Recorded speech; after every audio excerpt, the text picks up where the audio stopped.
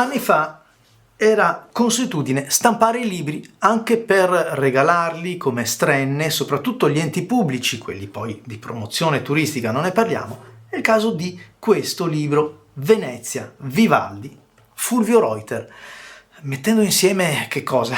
Beh, un grande della musica internazionale, ma soprattutto veneziana, che è Antonio Vivaldi e la sua musica, e Fulvio Reuter, che è stato ormai per tutti celebrato come il fotografo di Venezia. Molti forse non sanno che è un validissimo fotografo anche in altri ambiti. A me piace molto, per esempio, come architettura. Come un cofanetto si apre questo libro che si trova anche in commercio, forse non più, anzi oggi come oggi, ma lo trovate nei mercatini. L'ho visto un paio di occasioni in qualche mercatino.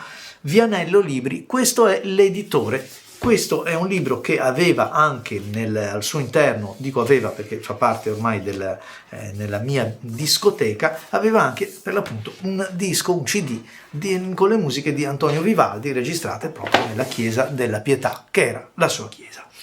Andiamo a vedere un pochettino, perché anche questo è un libro che trovato a pochi soldi, davvero pochi soldi, in qualche mercatino, ci aiuta per non solo imparare a prendere il modo di inquadrare e fotografare Venezia, una delle città più fotografate, più conosciute al mondo, ma soprattutto entrare un po' in quello che è lo sguardo, la visione di Fulvio Reuter. Fulvio Reuter, che non ha bisogno di presentazioni, per quanto nella ala di copertina troviamo un suo breve, effettivamente breve, curriculum. Dico breve perché ha fatto molte più cose nella sua vita, ma è curioso che egli stesso racconti in qualche intervista di come gli sia un po' piovuta addosso questa fama di fotografo di Venezia, che in certi momenti gli è sembrata quasi anche un po' stretta. Poi in realtà, insomma, non gli ha dato certamente fastidio. Come avete visto, qui ci sono le note riprodotte di una composizione, in particolare L'estate, tratta dalle 4 stagioni di Antonio Vivaldi. E allora andiamo a vedere V come Venezia, V come Vivaldi e anche come Vianello Libri. Immagini di Fulvio Reuter, e cominciamo con qualcosa di bello, di entusiasmante. Il libro è ben fatto, ben rilegato, e vi dicevo, ve lo presento perché ci sono delle immagini intanto belle, fotografie belle di Venezia, ma fatte bene, fatte da un fotografo che sa bene il fatto suo, così come questa specchiata di Piazza San Marco. Il formato è il classico 30x30, un formato che io trovo giustamente conveniente per tutti noi fotografi. Alcune immagini commissionate, sì, certo, un po' più documentaristiche, si intende, questo era lo scopo del libro. Qualcuna invece già presente nel suo repertorio e quindi inclusa nel libro.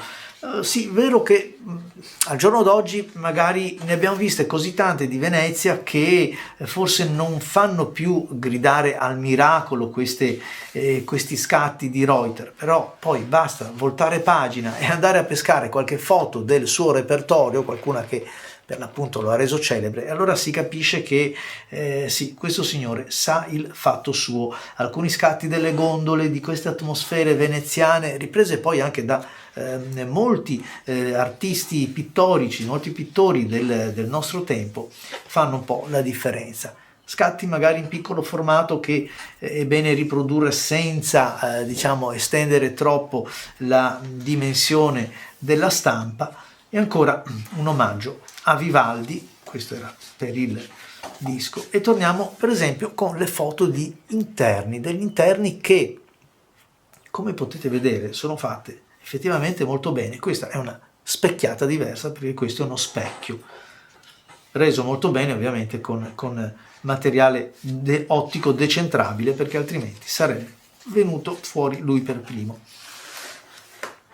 Salto un po' queste pagine documentali degli interni per approdare a quelli che sono anche gli esterni di questo libro, con le immagini celebri del fotografo di Reuter, quindi con queste vedute ampie sulla laguna, la laguna all'alba con le sue luci, con le sue tonalità, devo dire assolutamente uniche. Poi io che ho la fortuna di averla qua vicino, Ancora riflessi, ma riflessi, vedete, seriali, come queste gondole innevate, una cosa che è talmente suggestiva, così quanto rara a vedersi, soprattutto negli ultimi tempi. Scalini, gondole, sì, certo, sono tutti scatti che sembra facile fare, poi in realtà bisogna anche trovarsi al momento giusto, con la macchina in mano, con lo sguardo giusto, ecco perché questi sono dei grandi fotografi rispetto a tanti altri. Così come questa, un'immagine col simbolo di Venezia,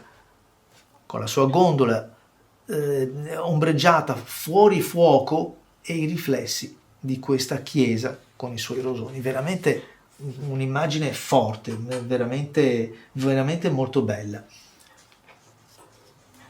molto bella. E ancora la Venezia con lo scatto del mosso, perché comunque quella era l'ora, quello era il momento, è voluto o non è voluto, chi se ne importa, è comunque una bella foto dove si vede il gondoliere dritto e poi piegato, quindi evidentemente uno scatto abbastanza lungo, così come questo immersivo nelle onde che poi poco alla volta conducono lo sguardo alla basilica più importante, ma guardate che movimento c'è, sembra di essere sul piroscafo, sulla barca, insieme al fotografo, veramente molto bello, decisamente, molto ben riuscito anche questo scatto. Un po' di esterni ancora, è la stessa foto che abbiamo visto prima, invece con una luce totalmente diversa, quasi a raccontare quanto la luce, la photos, graphos, sia determinante nell'arte.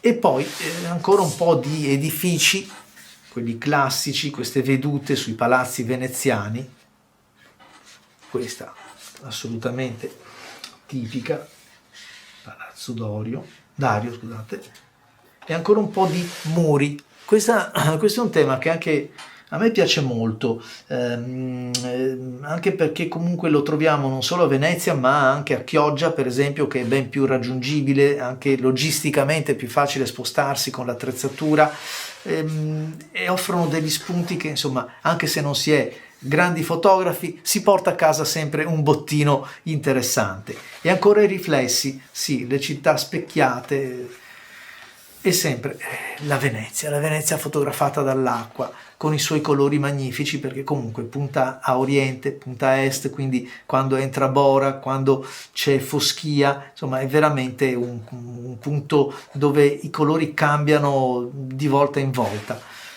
E poi la chiusura di questo libro, stampato nel 92, anche un profilo di Fortuna, che è lui che ha scritto i testi e fatto le ricerche. Insomma, un bel libretto da avere e, perché no, da sfogliare ogni tanto per ricordare Venezia e ispirarsi verso queste calli, questi canali che, insomma, sono famosi in tutto il mondo. A voi tutti amici, grazie, vi aspetto alla prossima.